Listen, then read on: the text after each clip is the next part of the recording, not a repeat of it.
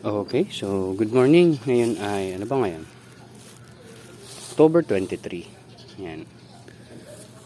So yan, quick update lang tayo sa nangyayari dito. So, goods pa naman. So yan. Yan. So, meron yung last batch natin, which is ito yung batch na yon. So, ayan o. Batch 29 na October 5, harvestin natin ng November, hindi kita sa video pero October 5 siya tinanim, November 16 ang kanyang target. Ayan sila. Ayan. So nandiyan yung tatlong pula. Kasi ito yung una ko nailipat eh, yan yung una ko na-ready. And yan na rin yung una nating taniman na pag ganito yung flooring. So yung kabila ito, naka-welding yan tong dalawang side. So, yung dati kasi natin, itong harap ang likod ang naka-welding. Tapos, yung iba pa, wala pang ganito, walang sides. Yan. Pero ngayon, ganyan na. Tapos ito naman yung medyo improved na version nito. Yan. Mas maayos. Ano kita? So, hindi siya ganun ka-secure. Pero, based on result naman dito sa location na to, okay naman dito. So, ayan. So, magkabatch yun. Ayun. Tsaka to. Ayan. Ito yung sumunod kong nailipat to. And then, after 2 days, ayun naman ko. Kabila. Ito. Ito, kahapon ko lang to nailipat eh. Tabingi pa nga. Tabingi pa. Pero okay lang yan. Ayan. So, ang medyo challenging sa akin dito is yung pag-level ng mga container. Ayan. So, naghahanap lang ako ng pwedeng pang kalang, ayan, katulad yan. Para medyo pumantay siya kasi hindi nga pantay itong taas dito. Well anyway, so hopefully maging okay yung tubo dyan. Kasi parang trial na rin yan eh. Tapos nabanggit ko sa inyo na gagawa ko ng 1/3. Ang problema pala doon is since masyadong mahaba tapos maliit yung width, which is 1 meter lang, posible kasi siyang itumba.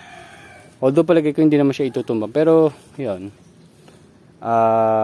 Yun. Baka ang gawin ko, gawa ko ng mas malaking frame dito sa paligid nito. Sa loob nito. Kasi, para ma-reuse lang natin muna yung net. So, magde-design ako ng ganong setup muna. Pansamantagal. Ayan. Anyway, palagay ko goods din naman yun as part ng trial. Tapos yung mga poste niya, which is dito, tapos malamang sasakto yan dyan. I-alambre na lang natin dito sa mas malaking frame para magtulungan sila in terms of stability. So ngayon, mag-harvest ako kasi dapat naka-start na ako ng walking. Eh, nakasulubong ko yung mga kasama sa walking. So yung dati kong gustong maging customer, mismo parang nagkataon na lumapit na talaga sila sa akin ngayon. Kasi nakikita nila nagda-deliver akong lettuce. So ngayon, naging regular customers na natin sila. So order sila ng ng worth 200. So dalawang plastic to, tig tatlo. So pilihan natin ng malalaki. Yan. Then after nyan, ito na. Then yun nandun, hindi ko sure kung maibebenta ko pa or kung ano man. Pero tingnan natin kung ano mangyari. Kasi sa ganda nito, ganda ng tanim dito, malayong malayo talaga yung quality na nandun. So, hindi ko sure kung nabanggit ko na rin sa inyo is paplano na ako mag-alaga ng ornamental fish, which is sa ngayon, pag-aaralan ko pa is outdoor setup ng guppy, kung alam niyo yun. So, isa kasi yon sa magandang pagkunan din ng pangkabuhayan. Pero ngayon kasi, tulad ng lettuce, may learning curve na mangyayari. So, palagay ko mga 1 taon na naman ako magka-aral niyan. Pag breeding po ang mangyayari natin sa guppy. Para yung mga unused space ko dyan, katulad nung yan, yung mga taniman ko dyan, gagawin natin na fish. Ang ornamental fish yung naka-setup dyan. So, hopefully, hindi rin. Titingnan natin kung ano magiging possible issue, problem. Pero yung setup ko is outdoor, so hindi kakailanganin ng aerator or anything electricity, tubig lang. Pero kailangan yung tubig mo is chlorinated na or napasingaw mo na. Ayun, so yan, ang ganda ng sikat ng araw mga tropa. So yun lang naman update ko sa inyo. And malilinis ko na to. Palagay ko kaya ko na to linisin today. Siguro ilipat ko na yung sobra pag uwi ko mamaya dun sa indoor setup natin. Then ito na yung next na ibibigay natin kay Kuya Jojo. Tapos may adjust na natin to.